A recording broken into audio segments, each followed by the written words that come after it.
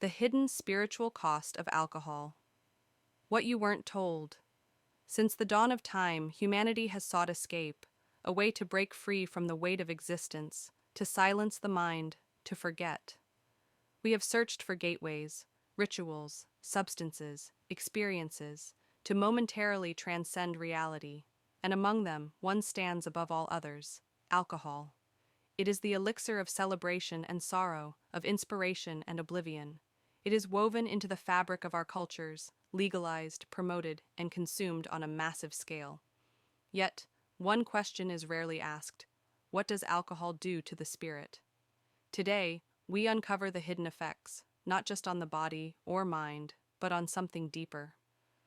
We will explore what spiritual masters and ancient traditions have long warned about, and what truly happens when we drink. A substance beyond the physical. The story of alcohol is not just about a drink, it is the story of humanity's ancient quest for transformation, alchemy, and connection with the divine. To understand it, we must look at the origins of the word itself. In Arabic, Al-Kuhl originally referred to a fine black powder used as an eye cosmetic, but for alchemists, it meant something far more profound. It was the essence, the spirit, the very soul extracted through distillation. Perhaps this is why, even today, we call strong alcoholic drinks spirits. A gift or a warning? Since ancient times, civilizations have revered alcohol. The Sumerians, Egyptians, and Greeks saw it as a gift from the gods. Wine and beer were offered in sacred rituals to Osiris, Dionysus, and other deities of transformation. But the sages of old also issued warnings. Alcohol could elevate the soul, but it could also darken it.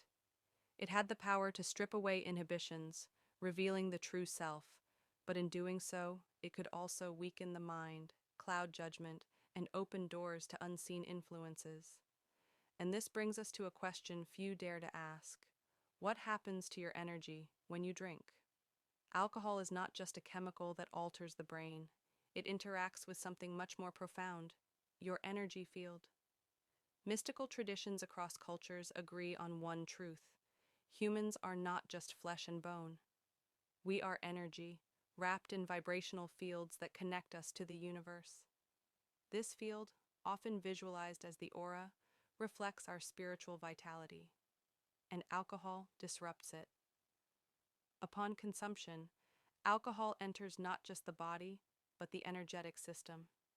It acts as a destabilizing force, tearing small rifts in the aura, leaving you open to external influences.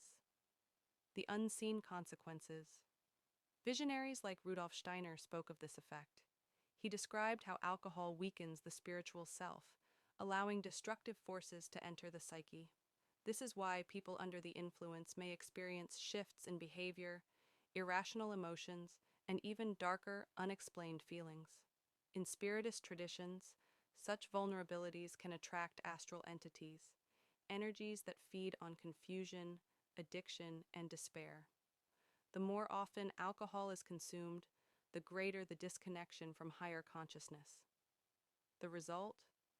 A weakening of the crown chakra, the gateway to divine wisdom, while overstimulating the root chakra, which binds us to earthly desires. Alcohol and collective energy. Ever notice the shift in atmosphere when alcohol is involved? At parties, clubs, or festivals, the collective energy drops, becoming denser, more chaotic, more primal. The walls between people's emotions blur, and the environment shifts into an altered state, one that many spiritual traditions caution against.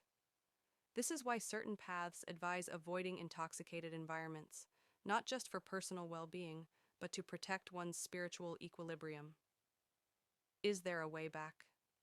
Despite these effects, there is hope. The human energy field is resilient. With conscious effort, through meditation, mindfulness, breathwork, and spiritual discipline, it is possible to repair the damage, to realign with your true essence. The real question is the temporary pleasure worth the long-term cost? The illusion of escape. If alcohol weakens the spirit, why do we keep reaching for it? The answer lies in disconnection.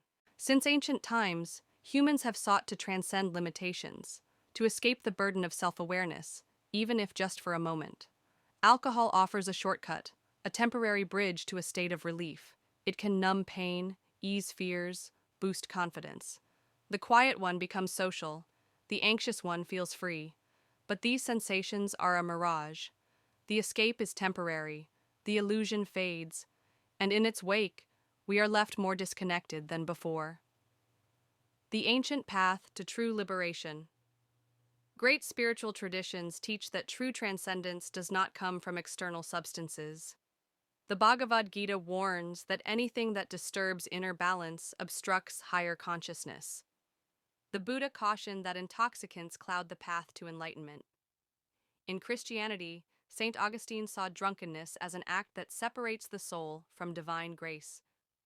Shamanic traditions speak of alcohol as a substance that weakens spiritual defenses, making one vulnerable to external entities. The common message? True connection, true ecstasy, true freedom comes from within. Breaking free, a return to clarity.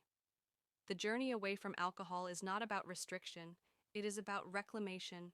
It is about breaking free from patterns of escapism. It is about cultivating presence, balance, and inner power. This path is not one of denial, but of awakening, choosing to embrace life in its fullness, unclouded, undistorted. Meditation, yoga, conscious movement, and deep self-inquiry are ancient tools that help restore spiritual equilibrium. They strengthen the aura, cleanse the energy field, and reignite the connection to higher self. And through community, gratitude, and self-forgiveness, we can begin to replace the illusion of intoxication with the truth of spiritual vitality. The final question. Alcohol has long held a seductive power over humanity. It has been celebrated, ritualized, and indulged in. But what if it is not a gateway to freedom, but a chain disguised as liberation?